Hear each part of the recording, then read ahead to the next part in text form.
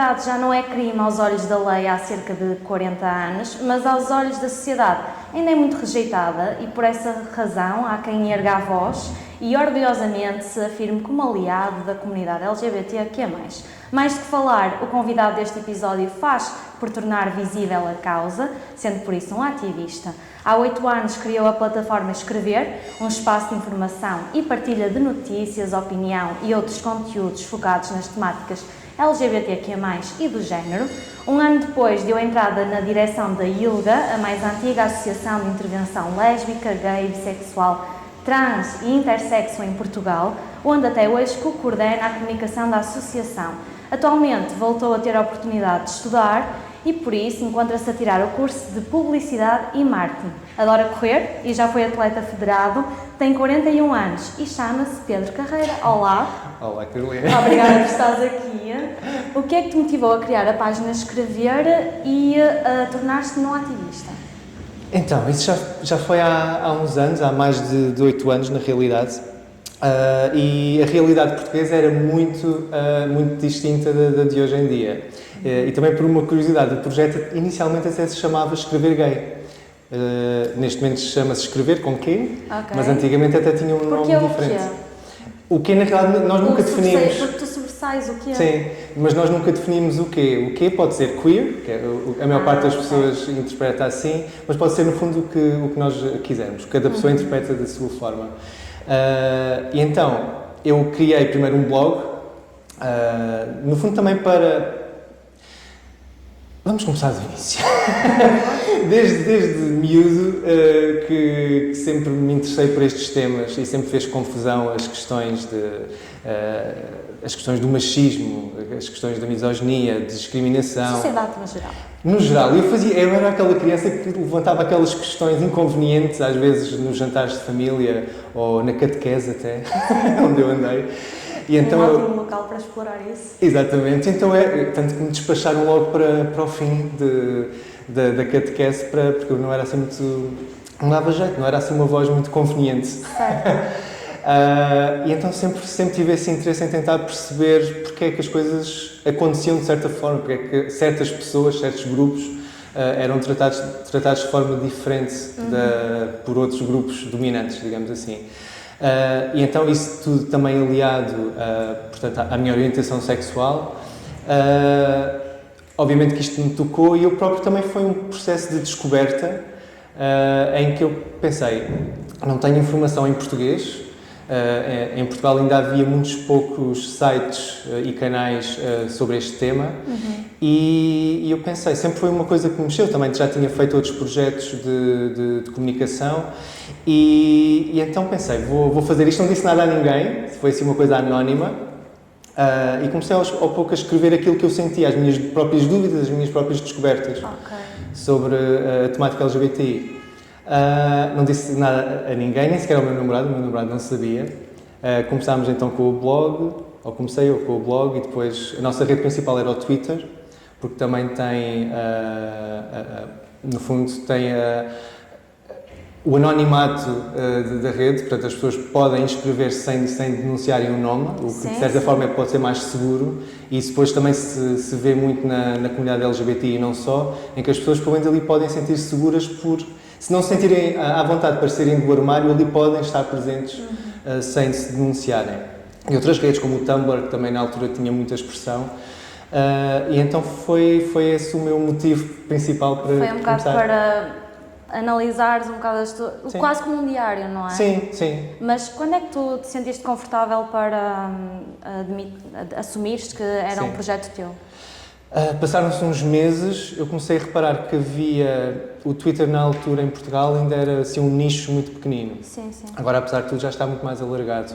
Mas sempre esteve presente muitos jornalistas, por exemplo, e começaram a seguir e a tomar conta daquilo que eu estava a escrever e claro, e depois a própria comunidade começou a descobrir... Começou a ter essa importância, essa relevância, a ponto de escrutinarem... Mesmo sem saberem quem era, eu nunca tinha nada.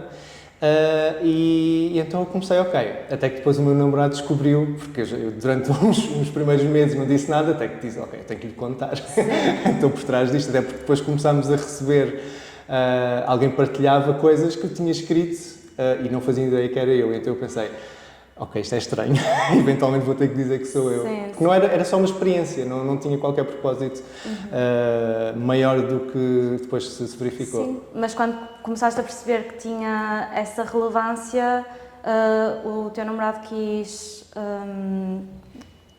participar no projeto, quis começar a tomar isso para um próximo nível? Sim, Foi também. isso? Ele primeiro perguntou se era uma coisa minha e eu disse-lhe que sim, mas não tinha que ser só minha, podia ser um projeto mais comunitário. E a partir daí ele também começou a ajudar, e estou a falar, já agora digo o nome, Nuno Gonçalves, então começámos a desenvolver os dois primeiro, depois houve mais pessoas que se começaram a juntar ao projeto, e daí que suscitou então a mudança de nome, porque deixou de fazer sentido ser simplesmente escrever gay, no fundo também para abrir para novas experiências, porque o gay acaba por limitar muito em termos de identitários. E então mudámos, assim num brainstorm de várias pessoas, mudámos o nome, mudámos várias nuances do projeto. Que de uma forma muito orgânica começámos a fazer parcerias, por exemplo, com o Festival Queer Lisboa, que nos pedia divulgação e então começámos tipo, ok, isto se calhar tem mais pernas para andar do que se calhar eu pensava inicialmente. E pronto, e a verdade é que agora já temos parcerias com imensas associações, com festivais de cinema também, temos muitos pedidos de divulgação que tentamos responder sempre que podemos, nem sempre de forma fácil. São só vocês os dois? Na realidade, não. Eu tento coordenar a parte do site e das redes. O Nuno trata, neste momento, mais do podcast, por exemplo. Ok. Aqui também temos um podcast, o Dar Voz a Escrever. Mas depois temos muitas pessoas como a Ana Vicente, o André Malhado, portanto, pessoas que também se fazem... Como jornalistas? Jornalistas já participaram também, neste momento não. Mas temos pessoas de muitas áreas, com muitas realidades, muitas vivências, e que enriquece, obviamente, o projeto. E então, pronto, foi uma coisa, nunca pensei que surgisse assim desta forma, mas já há 8 anos que temos feito esse trabalho e, enfim, tem sido um local tanto de divulgação de notícias, por exemplo, porque não havia. Agora é muito mais fácil uma pessoa ir a um público, a um DN e ver notícias quase diárias. Sim, mas antigamente não. E então, no fundo, viemos, de certa forma, pegar nesse espaço que ainda havia em Portugal, de crescimento, e, no fundo, trazer essas notícias portuguesas e internacionais, brasileiras também, para o espaço, neste caso, de uma plataforma LGBTQIA+. E pronto, e também espaço para a opinião, porque lá está, e também foi um dos tópicos quentes deste verão passado, em que havia imensa gente a falar sobre as questões LGBTI mais nos jornais tradicionais portugueses, mas as vozes LGBTI não eram propriamente visíveis durante essa discussão, só depois de muita batalha é que se conseguiu que algumas fossem incluídas nessa discussão, e então tentamos, no fundo, também contrariar um bocadinho essa lógica. Sim. E vocês que estão a par de todas estas realidades e da atualidade e do que diz respeito à comunidade LGBT, como é que está Portugal em relação a leis discriminatórias e não discriminatórias?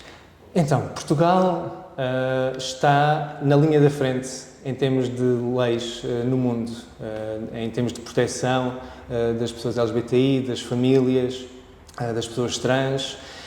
Ou seja, nós na lei temos tudo certinho, entre aspas. Claro que ainda há muito trabalho ainda por fazer, como é óbvio, mas realmente somos um dos países que lidera esse movimento. Depois a questão é colocar em prática as leis, que isso já é outra questão, e depois, claro, a parte social e cultural que ainda prevalece em Portugal. Ainda existe muita homofobia, ainda existe muito preconceito, e então são coisas muito dispares em Portugal. Temos das melhores coisas do mundo em termos legislativos, mas depois, na prática, ainda há aqui muita resistência. Pois, porque era isso que eu te ia perguntar. Portugal é um país homofóbico, consideras? Tendencialmente, sim. Ainda é muito conservador. Sim, completamente.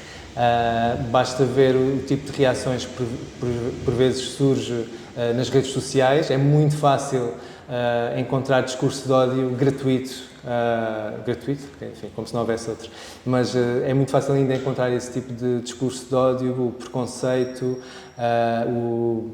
no fundo, quando uma pessoa se afirma pertencente a uma comunidade, ainda é visto como uma coisa negativa, como a pessoa só quer aparecer, a pessoa só quer... isso são coisas lá entre vocês, eu não tenho nada a ver com isso. Eu respeito, mas eu até tenho amigos que são, mas... Aquele conceito de... Eu até tolero, mas deixa essas coisas lá para trás. Se fosse meu filho, eu não... Exatamente. Não é? Até porque a questão da tolerância, a própria palavra, é um bocadinho... A tolerância é uma pessoa tolera algo que está errado. Portanto, nós não gostamos propriamente da palavra de tolerância, nós preferimos, enfim, o respeito. É exatamente um fechar de olhos, não é? É tipo, vou fechar os olhos a isto, Sim. Mas está lá o paternalismo, está lá o julgamento de valor, tipo, ok, eu tolero-te, mas num patamar de superioridade. Então, nós queremos ser aceitos. E isso ainda há um grande caminho para ser feito cá. Mas imagina, indo ao encontro que estavas a dizer, que Portugal, a nível legislativo, está bastante bem e bastante aberto. Lisboa foi eleita a cidade europeia mais amigável para aqueles que acreditam em toda a forma de amor, e o maior evento de celebração do orgulho das entidades LGBT na Europa vai acontecer em 2025. É verdade. Chega a ser uma contradição com o panorama, vou dizer mental, mas não era bem a palavra que eu queria dizer, não é? Sim. Tipo, com o conservadorismo. É também feito e fruto de muito trabalho no terreno. Isto é feito por um conjunto de associações, com o apoio do Estado português também, mas no fundo nós tentamos, através desse evento também do Arraial Lisboa Pride, cá em Lisboa, as marchas, no fundo dar visibilidade para as pessoas. Todas as pessoas são bem-vindas, todas as pessoas que vêm por bem, digamos assim, são bem-vindas. A maior resistência que às vezes encontro são pessoas que desconhecem o que é que nós somos, como é que é o nosso dia. Devem pensar que nós temos assim umas vidas totalmente diferentes das delas, quando na realidade é o nosso dia-a-dia igual a toda a gente, com muitas realidades diferentes e alguns problemas específicos, é certo, mas globalmente somos uma comunidade. Eu acho que é um bocado normal. Imagina, nas marchas principalmente, vê-se tantas formas de ser e de se exprimir e as pessoas acham estranho. Sim. Não é? Tanta cor, tanta forma de vestir, e eles, tanta liberdade, credo. Até faz impressão. É um bocado isso. Eu próprio também tive esse preconceito. Eu até aceitava, por exemplo, e aceitei primeiro ir a um Arraial Lisboa Pride, já há muitos anos, felizmente, porque acaba por ser um evento mais central na cidade, em que passa muita gente, ainda por mais agora com turistas, é uma enchente enorme de muitas pessoas, mas antigamente não era bem assim e a marcha era específico, em que a esmagadora maioria das pessoas era efetivamente LGBTI. E então havia uma resistência internalizada, que é a homofobia internalizada, que nós, no fundo, nascemos também com esse tipo de homofobia, mesmo dentro da comunidade. A sociedade impinge estes valores, sim, não é? Ou seja, é a desvalorização de quem somos por quem somos, e então eu tinha uma grande resistência aqui há uns 10, 15 anos, e tipo, ok, eu até apoio, mas não quero ir à marcha, parece-me mal, ou seja, é uma coisa horrível. E isto, eu próprio era vítima da minha própria homofobia, não é? Até que quando eu fui pensei, ok, isto é uma coisa totalmente diferente do bicho-papão que eu tinha inventado, e fiquei, ok, tanta gente de todas as formas e feitios, pessoas super tímidas, pessoas super extravagantes, estava tudo presente, pessoas LGBTI, pessoas aliadas, famílias, havia de tudo lá. E isso para mim foi, se calhar, o maior abrir de olhos que tive foi, ok, eu estava absolutamente errado sobre este tema. Eu próprio vivi esse preconceito contra mim próprio. Quando é que isso, qual é que foi a tua primeira marcha? Quando é que isso aconteceu? A minha primeira marcha deve ter sido há coisa de 10 anos, talvez, sim. 10 anos. Por aí, sim. Foi um processo difícil para ti, porque se só há 10 anos é que te deixaste ir, foi um processo para ti, aceitares a tua orientação? Foi. Eu até, só para termos uma ideia maior, eu quando nasci, em 81, a homossexualidade ainda era crime em Portugal. Sim, sim. Só há cerca de 40 anos. Pronto, ou seja, 41. um aninho ainda estive ali, mesmo sem saber. Mas quer dizer, mas quando uma pessoa lê sobre estes temas, pensa, uau, não foi assim há tanto tempo que isto era uma coisa ilegal. E então eu fiquei... Pensar que era crime, não é? Exato. Crime. Sim. Aliás, há uma... Por acaso não se... Exato, até janeiro há uma exposição no Museu do Aljube sobre a história da luta LGBTI+ em Portugal. Aqui em Portugal, ok. Sim, junto à sede de Lisboa. E eu fui há uns poucos meses e realmente é um abrir de olhos. Como é que era ser-se LGBTI durante a ditadura, durante o Estado Novo. Era uma repressão incrível, brutal contra as pessoas e claro que isso também ainda tem repercussões hoje em dia, porque há ali, principalmente as gerações que viveram a infância e a idade adulta nessa altura, obviamente que viveram de uma forma muito diferente das pessoas que hoje crescem já em liberdade e ainda bem, é para isso que lutamos, não é? Lutaram e eu já usufruí muito dessas vitórias. Mas nós queremos mais, obviamente, porque ainda não é ok uma pessoa simplesmente dar as mãos em público. Eu acho engraçado quando me dizem porque é só exibicionismo, não sei o quê. E eu fico de género, quando vem um casal hetero a passar na rua ou aos beijos, que eu também acho às vezes que é um bocado demais, não fazem tanto caso. Não fazem. Lá está, é uma coisa má, é um exibicionismo, estão a impingir isso às pessoas e às crianças, pois também gostam muito de instrumentalizar as crianças, como se não houvesse crianças que estão em famílias LGBTI, famílias arco-íris, que é uma coisa que também foi uma enorme batalha, tanto o casamento como a adoção, por exemplo, mas convém percebermos que essas famílias sempre existiram, simplesmente não eram reconhecidas, não tinham direitos. Eram, portanto, famílias desprotegidas pelo Estado em Portugal. E agora, felizmente, com toda a luta que surgiu nestas décadas, agora sim, são famílias por inteiro, sem estarem desprotegidas. E isso, obviamente, que é uma das maiores vitórias, poder haver essa proteção, lá está, também das crianças, porque isto também é para elas.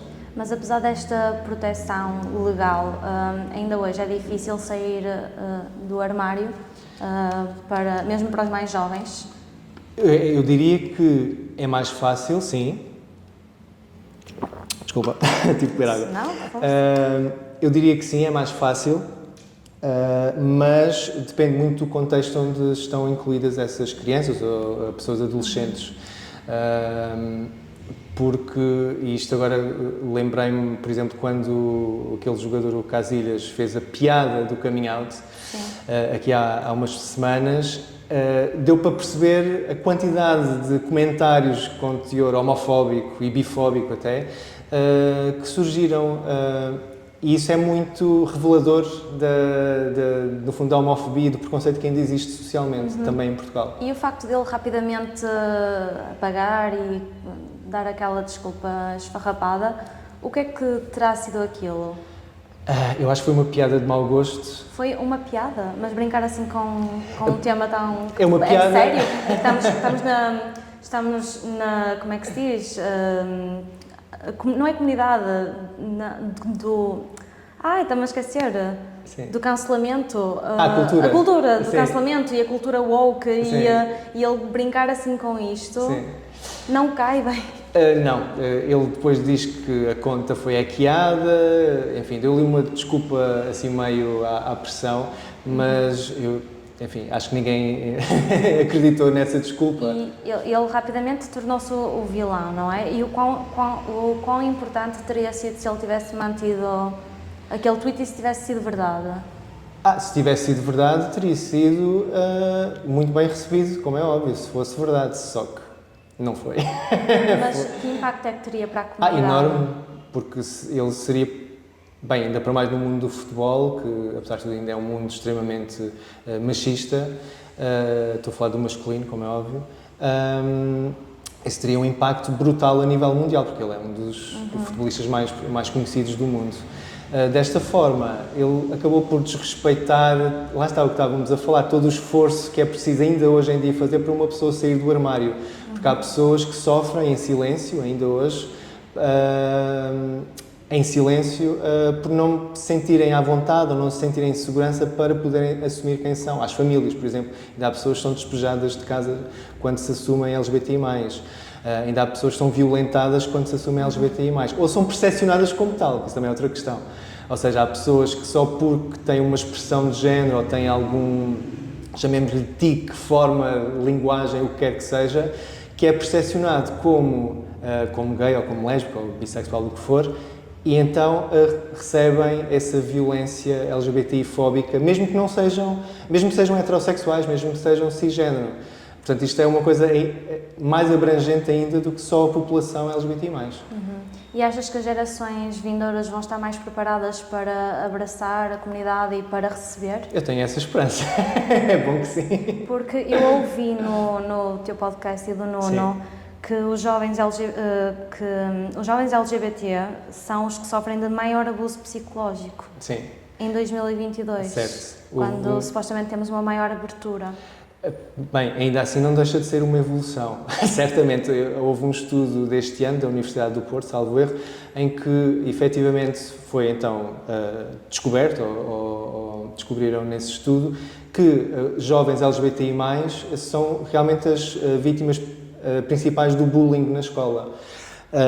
E depois também tem, além disso, que pode ser óbvio, porque quem é que não viu um insulto homofóbico dirigido a um adolescente na escola? Sim. É quase impossível, está tão normalizado que toda a gente já pelo menos assistiu a isso.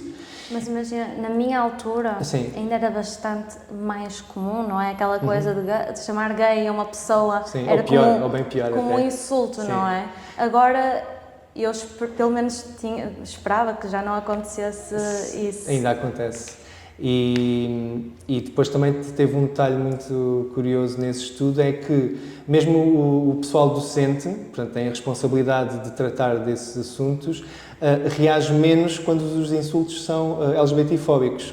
Ou seja, há uma desculpabilização e há um fechar de olhos quando há esse tipo de insultos contra jovens LGBTI+, ou percepcionados como tal.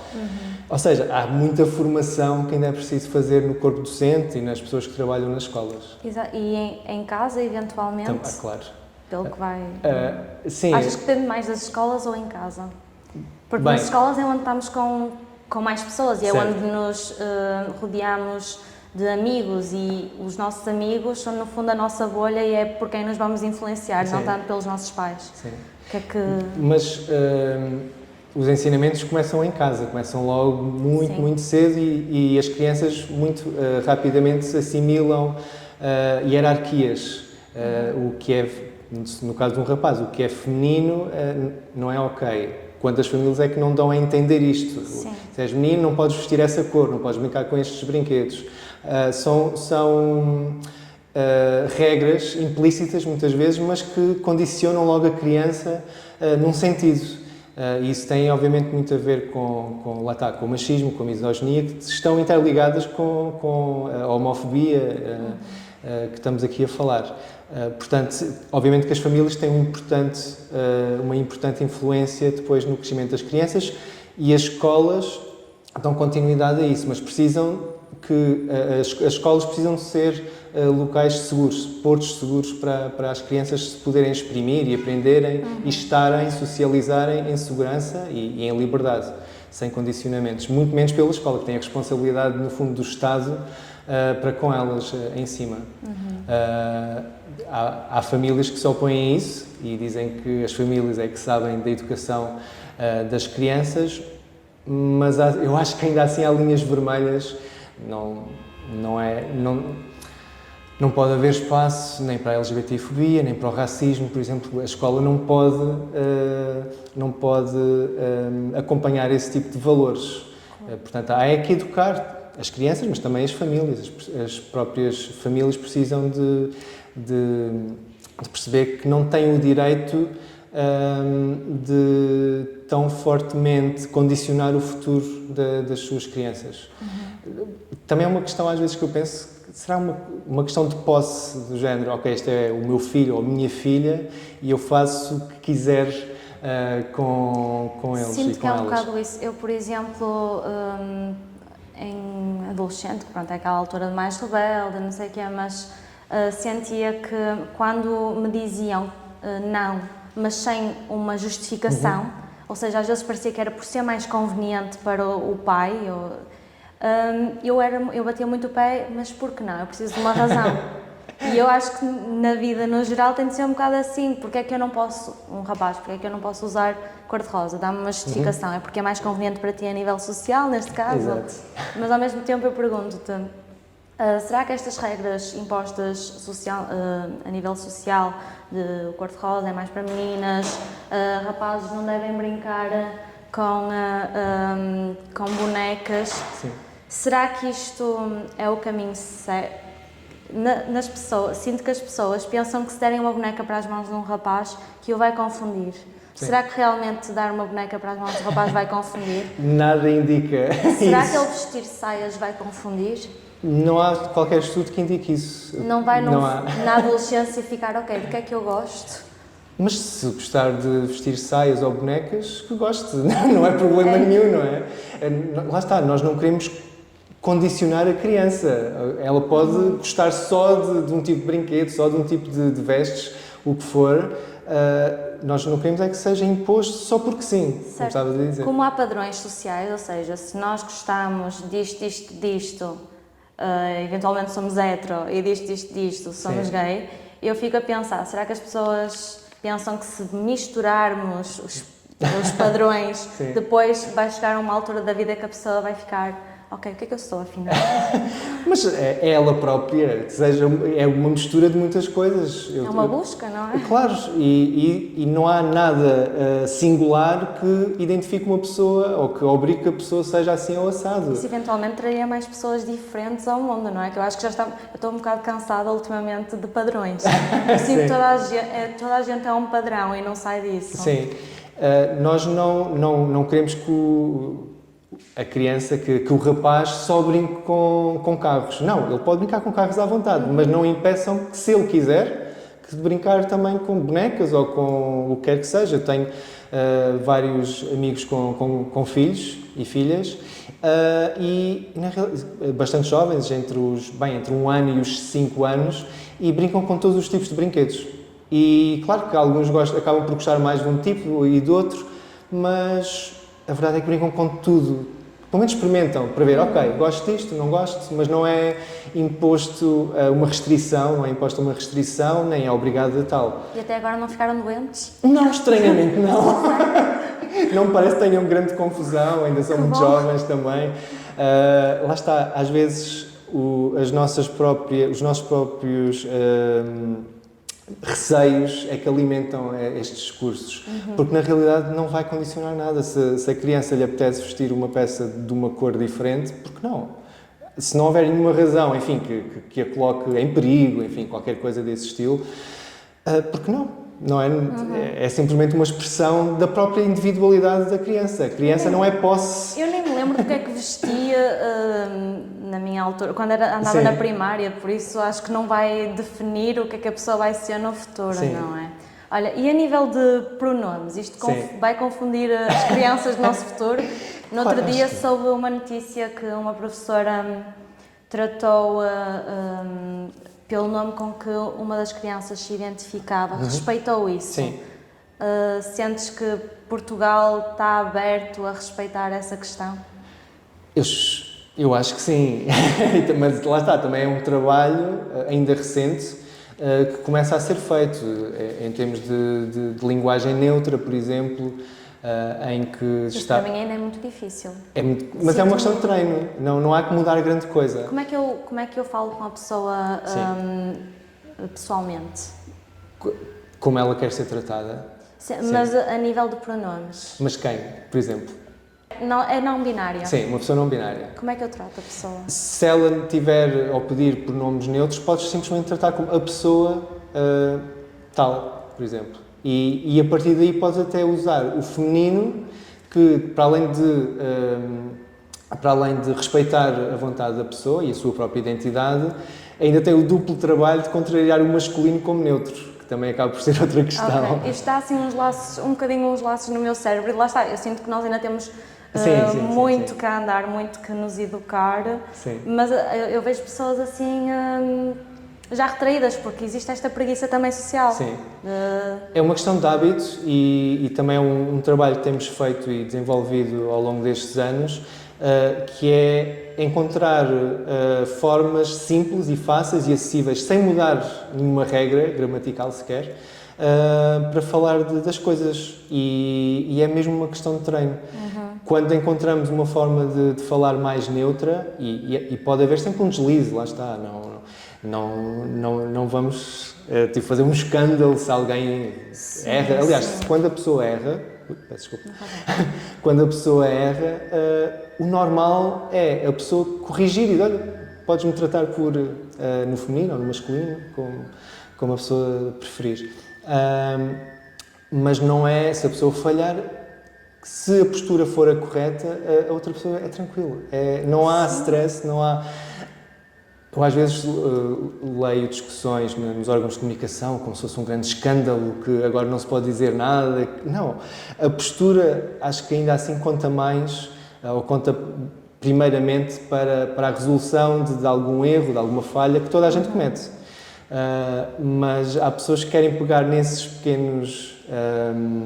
pequenas polémicas para depois colocar em questão todas as pessoas trans, por exemplo, colocam sempre em questão e às vezes fazem questão de tratar as pessoas trans pelo pronome errado e depois, claro, sustenta-se são provocações, tudo. Isso são provocações, mas não achas que, e é um dos argumentos também das pessoas que não querem entender a questão, que estão a criar muitos rótulos?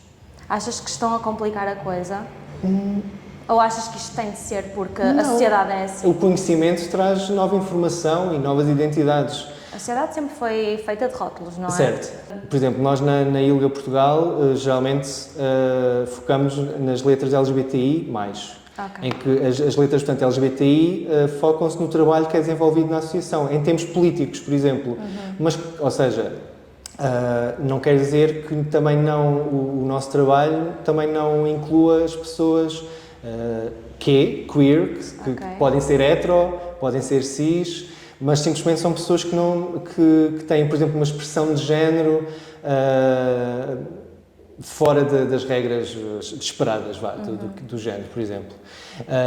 Mas pronto, são pequenas decisões e não há nenhuma regra fixa e estanque a essas discussões. Agora, à medida que vamos conhecendo as pessoas e as suas realidades, as suas identidades, é normal que surjam novos nomes, novas expressões para falar delas.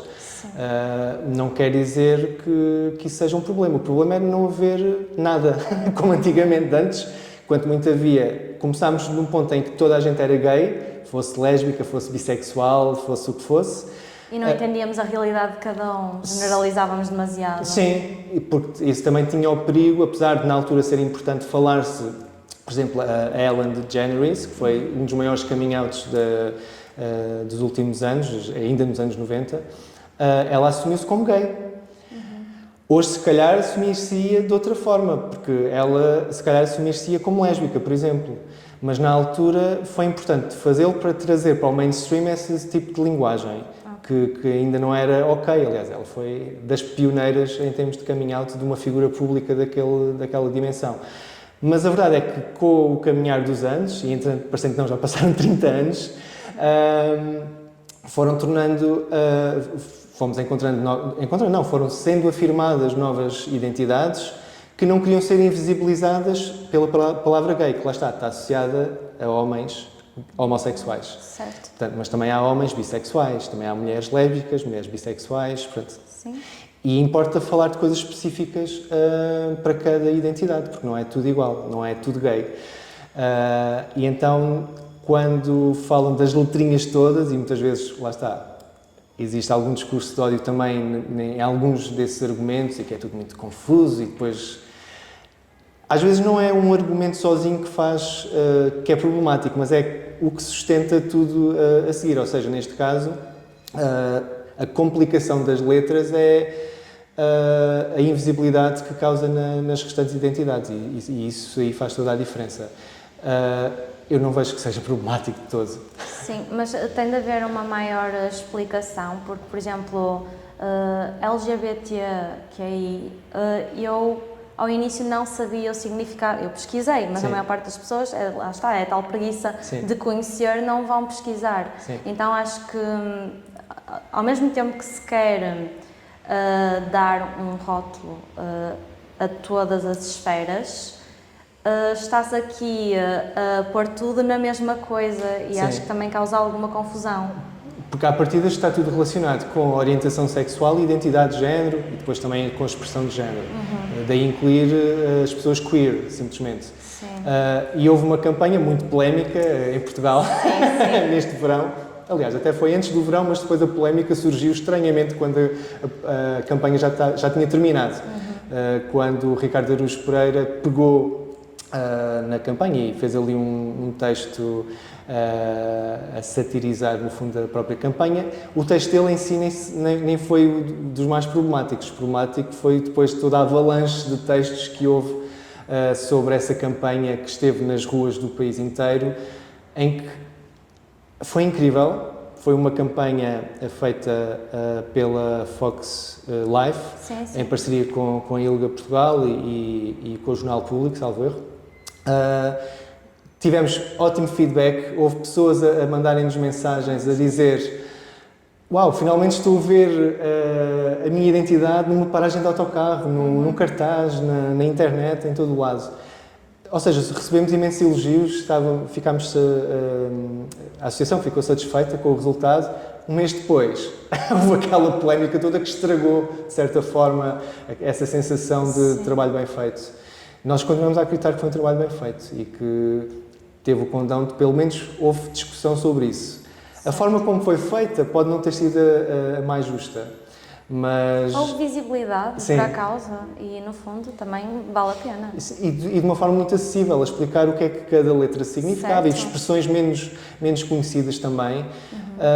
E houve muita gente que, ok, uau, pela primeira vez estou aqui sentado com várias pessoas e temos aqui ao lado uma explicação simples e acessível, aberta a todas as pessoas do que é ser gay ou ser trans ou o que for. Sim, às vezes mesmo que a pessoa, imagino uma pessoa mais idosa, não entenda bem, pelo menos fica a par do conceito, não é? Sim. Já é importante. Sim. Olha, vamos a futebol. Oh, não! Sobre a FIFA e o campeonato do Qatar. O que é que este evento está a significar? É uma validação para a ideia de que a homossexualidade não é normal? Eu acho que é uma validação de muita coisa, nomeadamente dos direitos humanos, assim, no global das coisas, também dos direitos, em particular, das pessoas LGBTI no Qatar, pessoas migrantes, mulheres. No fundo, lá está, mais uma vez, estamos a falar de discriminações para a maioria da população do Qatar. E, enfim, começou da pior forma, logo quando a FIFA entregou ao Qatar então essa responsabilidade de organizar o Mundial. Para além de todos os esquemas, enfim, de dinheiro que houve por trás, muito pouco sérios. Enfim, houve também muitas declarações problemáticas, incluindo dirigentes nacionais, em que houve uma pessoa que agora já percebi que já não trabalha, mas que na altura trabalhava na embaixada do Qatar, em que disse que estrangeiros que vão ao Qatar ver os jogos, se forem homossexuais, que não devem promover o seu estilo de vida, qualquer coisa assim. E eu, o que é estilo de vida para um homossexual? É fazer surf? Não sei o que é. O que é que ele quer dizer com isto? Não faz qualquer sentido. E isso também foi uma mensagem que também acabou por ser acompanhada pelo Ministro dos Negócios Estrangeiros britânico, que também foi, obviamente, muitíssimo criticado. Houve várias seleções que quiseram levar a braçadeira One Love. Sim. E que não conseguiram. Mas eu não percebi bem, percebo que é uma forma de apoio Sim. à causa, mas ao mesmo tempo a minha pergunta é, será que uma braçadeira iria abafar a hipocrisia que está em volta do evento? Eu acho que não. Eu acho que sinalizava qualquer coisa. A parte simbólica destas questões, lá está, como uma bandeira, ou neste caso uma braçadeira, tem o seu peso. Ok. Claro que não substituem as Achas que num ações. país como aquele teria muito mais impacto do que se calhar, pronto, eu estou a imaginar porque também estou aqui em Portugal Claro. e está tudo muito bem. Sim, É isso. por comparação. Eu acho que os símbolos importam, tal como as palavras importam. Não substituem as ações. E isso, uma braçadeira, obviamente, não substitui as ações da luta pela igualdade e pelos direitos humanos no Qatar, com o aval da FIFA. Obviamente que a FIFA recusou e disse que se usassem podiam ser expulsos de campo. Curiosamente, a seleção portuguesa não se manifestou ainda sobre estas questões, portanto há ali uma neutralidade estranha. E a verdade é que tem havido, ao longo destes últimos dias, temos encontrado muitos casos de pessoas que vão aos jogos com algum símbolo arco-íris e que é-lhes barrada à entrada, por exemplo. Mas estamos a falar das pessoas estrangeiras que vão lá, as pessoas que vivem lá, porque apesar de mal ser falado no Qatar, há uma comunidade LGBTI lá. Só para colocarmos em perspectiva, a primeira pessoa que se assumiu LGBTI, neste caso gay, no Qatar, foi este ano, em 2022, pela primeira vez, houve uma pessoa daquele país que se assumiu. O que é que lhe aconteceu? Não lhe aconteceu nada porque ele tinha ido estudar para os Estados Unidos, é o Naz Mohamed, e foi aí, lá está, num país muito mais aberto, obviamente, que o Qatar, em que se assumiu como gay. Mas ele agora não vai voltar para o Qatar? Não. Acho que ele voltou em 10 ou 15 anos, uma vez, só para ver a família e depois voltou a sair. Ok. E ele tem sido uma das maiores vozes pelos direitos LGBTI+, no Qatar, agora nestes últimos meses, e tem feito a ponte com a Human Rights Watch, por exemplo, para conseguir contactar a população LGBTI+, residente, em que ajudou às denúncias de maus tratos, de prisões da população nos últimos meses e nas últimas semanas também, em que as pessoas, portanto, são presas de forma meio aleatória só por causa da aparência, por exemplo, e depois, para serem libertadas, das duas uma, ou aceitam fazer uma terapia de conversão, entre aspas, porque não é terapia nenhuma, como é óbvio, é tortura. Para quem não sabe, a terapia de conversão então é um ato de tortura em que tentam alterar a orientação sexual da pessoa ou a identidade de género da pessoa. Como é que isso acontece? Lavagem cerebral, por choques elétricos, todo o tipo de tortura que obviamente não tem qualquer rigor científico, médico, nada. É tortura. A ONU já se pronunciou para que todos os países proíbam essas pseudoterapias. Portugal ainda não o fez, mas espero que não demore muito. E além disso, as pessoas, portanto, que são encontradas no Qatar, LGBTI, basicamente as polícias querem que elas denunciem outras pessoas para a polícia conseguirem encontrar essas pessoas e eventualmente prendê-las, enfim, criminalizá-las pelo que são. Portanto, é todo um processo que está a ser colocado debaixo do tapete pela FIFA. Sim, não é? Está a ser validado. Para além de todos os outros, certo. São muitos. E há alguma organização, a ILGA, por exemplo, está a fazer alguma ação para defender os direitos, não só LGBT, Sim. mas humanos no Qatar? A questão é, não há nenhuma organização no Qatar, porque é ilegal. No Qatar não, tens razão, Sim, mas que esteja a fazer alguma coisa com mais impacto. Sim, nós, enfim, temos estado em contacto com várias organizações europeias e, no fundo, tentamos, pelo menos, alertar para o que está a acontecer, porque, na realidade, o país, o Qatar, é tão restritivo nesse aspecto que Lá está, foi preciso alguém de lá sair para conseguir eventualmente fazer aquelas denúncias e colocar, neste caso a Human Rights Watch, em contacto com meia dúzia de pessoas apenas, que depois denunciaram os vários casos. Portanto, é um trabalho extremamente difícil em que nós tentamos, no fundo, dar eco a essas vozes também. E, no fundo, também podemos estar a falar de casos de pedidos de asilo, que ainda não aconteceu neste caso, mas nesses casos, sim, nesses casos. Sentem que podem ajudar nesse sentido? Sim. Nesse caso temos um gabinete que dá apoio a pessoas que pedem asilo. Mas isto é tudo muito recente, lá está, só agora que começou o Mundial é que estas coisas estão a vir ao de cima, porque na realidade antes disto quase não havia nada conhecido, porque nada passava para fora do país, o que é também preocupante, porque nós sabemos que obviamente que há lá uma população LGBTI, agora a forma como é tratada... Mas já se supunha.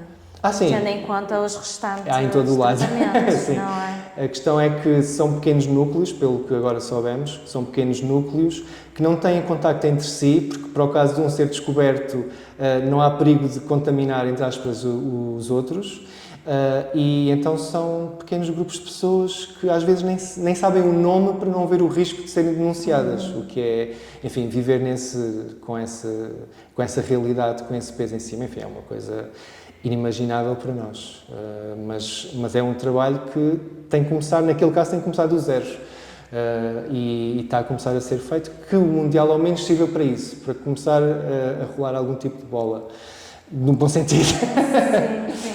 Mas achas que, apesar de todas estas provas de que as pessoas estão um bocado a marimbar-se para os direitos humanos e para as outras pessoas, tu continuas com vontade de lutar pela causa? Tens sempre vontade de falar? Eu não seria justo se dissesse que sempre. Às vezes, não. Mas isso tem muitas vezes a ver com a disponibilidade mental mesmo que temos. E falo de mim e de muita gente, como é óbvio, porque às vezes há tantas solicitações, há tanta preocupação e são coisas que nos tocam muitas vezes diretamente. Às vezes é automático que, como nós fazemos as pontes entre, ok, está a acontecer isto a esta pessoa, eu também já me aconteceu isto há 10 ou 15 anos. E isso acabam por ser feridas que facilmente são novamente abertas. Então precisamos sempre de, primeiro, criar ferramentas de apoio a quem lida com este tipo de trabalho e, no fundo, uma rede de apoio que proteja também. E, às vezes, a proteção é parar. Nem que seja só por um dia ou dois, ganhar forças, e depois ir. Às vezes, mesmo com o discurso de ódio que existe imenso na internet, não sei, isso é saudável para ti? Estar sempre em frente a ser confrontado com essas opiniões? Eu, felizmente, eu estou mais presente no Twitter. A minha técnica é silenciar ou dar mute às pessoas, ou seja, as pessoas podem responder e eu nem sequer recebo a notificação, não vejo nada. Okay. E eu, quando encontro algum tipo de discurso que passe uma linha vermelha, os insultos, por exemplo, enfim, uma coisa é discutir e questionar, isso aí estou aberto e tal. Agora, quando passa uma certa linha, eu aí não quero lidar com isso, porque isso já aconteceu até Foi quando? Ainda estávamos no início da pandemia e então houve neste momento é um deputado do Chega, que basicamente deve ter partilhado um tweet meu, imagino eu, num chat do WhatsApp do grupo, e de repente comecei a receber centenas, milhares de respostas ali num espaço de quase uma semana. A minha sorte é que eu sei desligar o telefone, se for preciso, desligo e fui passear com o meu cão. Boa, é uma boa terapia, sim. Nós, e falo de todas as pessoas, nós não temos que estar sempre a ler aquilo. E ninguém tem o direito de se dirigir a nós daquela forma tão violenta. É ótimo que vocês deem um espaço a uma discussão. Claro. Agora, as coisas têm de ser mediadas, não é? Mas é muito bom que as tuas palavras tenham peso a ponto de um deputado, sim, ainda que esteja a descer, entretanto ficou deputado. não é? Sim. Se sinta intrigado a ponto de partilhar. Sim, é muito bom. Mas tem um poder destrutivo enorme. Todo o bullying online que existe, o discurso de ódio, Sim. focado, obviamente, no meu caso, em termos de homofobia, e estou a falar, obviamente, de uma pessoa desconhecida. Imagino pessoas do espaço público que estão todos os dias a receber aquele tipo de mensagens, seja de homofobia, transfobia, racismo, constantemente a receber aquilo. É um trabalho que também precisa desligar por isso e ter os filtros ali muito bem configurados, porque senão eu não via outra coisa senão aquilo. E eu também quero me tornar melhor e não gastar energia com o que não interessa, no fundo. Mas também tenho que saber lidar com aquilo, também tenho que saber viver com aquilo. E escolher as batalhas. Exatamente, fundo, sim. é? E nem sempre estamos disponíveis, às vezes por proteção nossa, às vezes não é uma questão de desinteresse ou arrogância ou o que for, não, é simplesmente eu neste momento não consigo. Estás no teu direito. Sim. Pronto, olha, temos de terminar e chegamos ao momento em que te peço uma sugestão, o que é que nos trazes? Olha, eu ao caminho para cá fui sempre lembrando de várias sugestões, são todas musicais. Ótimo. Tenho de dizer logo um, até porque também são pessoas ativistas, os Fado Bicha, que ficaram mais conhecidos do público em geral por participarem no Festival da Canção há 2 anos. Lançaram um álbum, o Ocupação. Os Fado Bicha são, ou a Fado Bicha, como gostam que sejam tratadas, são a Lila Fadista e João Caçadores, aqui de Lisboa. Podem ouvir então o álbum Ocupação, lá está, aliás, elas deram voz também a ativistas que participam nas próprias canções e artistas queer muito pouco conhecidos do grande público, portanto deram ali também uma plataforma para se expressarem. Eu gostei disso, porque nós conseguimos entrevistá-las também no podcast e elas contaram que até tiveram a oportunidade de convidar artistas com nome, com mercado, mas não era bem isso que queriam e há tão pouca visibilidade de artistas queer que elas acabaram por, no fundo, apostar mais nessa voz que ainda, lá está, tem tão pouco espaço também na cultura.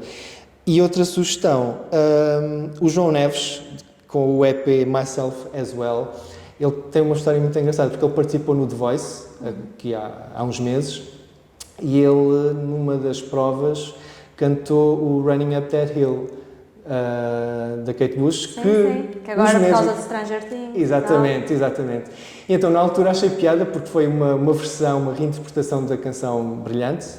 Ele tem sim um pop um pouco mais alternativo e na altura disseram, já não sei, uma das pessoas que estava lá a juizar, disseram, tu até tens assim umas ideias diferentes e vais buscar músicas desconhecidas. Pronto, uns meses depois foi a música mais popular do mundo, 30 anos depois de ser lançada. E então, pronto, ele também é um artista queer que fica então o João Neves. Ele assina como João, assim, de uma forma... acho que tem um underscore, qualquer coisa assim. Mas pronto, se pesquisarem Myself As Well, encontram. Sim, nem que seja pela curiosidade, sairmos um bocado da nossa bolha musical, não Sim. é? É sempre bom. Sim. E a última, também tenho que marcar aqui um pouco, felizmente mais mainstream, a Márcia, que lançou o Pixie Alves, que é uma cantautora que eu gosto muito. E também tem uma história engraçada. Eu nunca clico, aliás, e tu sabes, eu não vou assim tanto ao Instagram como isso. Quando o nosso contacto teve ali uma semana e tal de espera, porque eu não vi, tudo bem, não consegui não foi responder. assim tanto tempo. Há pessoas que me ficam um mês sem responder. Já não me sinto tão mal. E eu estava basicamente a tentar fazer um trabalho e, claro, estava a procrastinar. E então cliquei numa publicidade do Instagram, porque gostei da capa do álbum dela, o anterior. Salvei o Vai e Vem. E adorei o álbum, descobri-a. Ela depois até foi dar um concerto e eu fui. E eu depois começo a olhar para o público e pensei, ok, estão aqui, está aqui muito público LGBT. Ou seja, eu sem saber nada dela, senão do álbum, e depois vê-la ao vivo, percebi, ok, ela pelos vistos tem aqui um following queer também muito forte, e depois encontramos um casal... Se calhar vou gostar também. E eu adorei, eu fiquei super fã, e no fim encontramos, eu e o Nuno fomos ao concerto, encontramos um casal de amigas, no fim foi tipo, ok, está aprovado, ela claramente tem um following queer enorme também nos seus concertos. E tive a felicidade também de cruzar-me com ela, por acaso, no Festival Pods, dos podcasts. E pronto, foi assim, eu fiquei ali babado a falar com ela um bocadinho, foi super simpática. Olha, foi isto que me lembrei, de sugestões. E agradeço. Obrigada. Vou ouvir já agora. Obrigada por ter estado aqui. Obrigado pelo convite, foi mesmo um prazer.